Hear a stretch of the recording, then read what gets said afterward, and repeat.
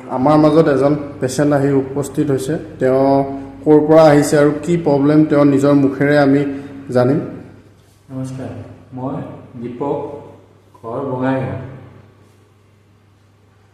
মই আহিছোঁ তাৰমানে নাভৰ বিষ। তাৰমানে ডক্টৰৰ তাতে যাওঁতে ডক্টৰে কৈছে মোক L4 আৰু L5ৰ মাজত ক'ৰবাত নাৰ্ভ দাবি আছে, আৰু নাৰ্ভ দাবি থকাৰ কাৰণে মোৰ চাইটিকা বুলি কয় তেওঁ, চাইটিকাৰ প্ৰব্লেম আছে। তো মোৰ সৌ ভৰিখন একদম খোজকাঢ়িব নোৱাৰোঁ, উঠিলে বিষায়, বহিলে বিষায়, শুই থাকিলেও বিষায়, তেনেকৈ তাৰমানে ক'তো থৈ কেনে ভাল নাপাওঁ, য'তে থওঁ তাতে বিষায়, তেনেকৈ।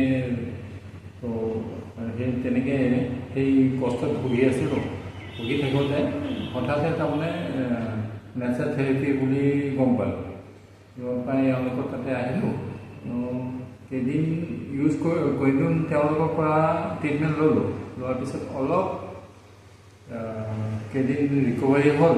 তো এতিয়া অলপকৈ মই খোজকাঢ়োঁ বা ভৰিটো তাৰমানে থৈ কিনে অলপ ইফাল সিফাল কৰিব পাৰোঁ। তো অলপ বিষটো সহ্য কৰাৰ নিচিনা অৱস্থা হৈছে। আৰু আজিৰ পৰা আৰু নতুনকৈ ষ্টাৰ্ট কৰিম। হওঁতে এবাৰ তেওঁলোকে যিখিনি ট্ৰিটমেণ্ট দিব সেইখিনি অলপ লোৱাৰ পিছতহে আপোনাক জনাব পাৰিম ভালদৰে কেনেকৈ ফলপ্ৰসূ হয়। আজি আৰু নতুনকৈ আহিছোঁ। তাৰমানে মই গ'লোঁ ইয়াৰ পৰা 4 দিন আগতে, 4 দিনত ট্ৰিটমেণ্ট লৈ গ'লোঁ, অলপ ভাল পালোঁ।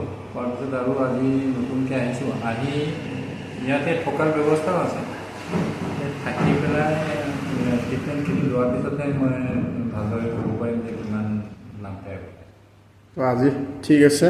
তো তেওঁক আজি আমি প্ৰথম পটলি মাছাজ দিম। তো কেনেকৈ দিওঁ তেওঁক দেখাম। তো এতিয়া মৰ্ণিং মই তেওঁক দিবলৈ ৰেডি কৰি আছোঁ এই পটলি।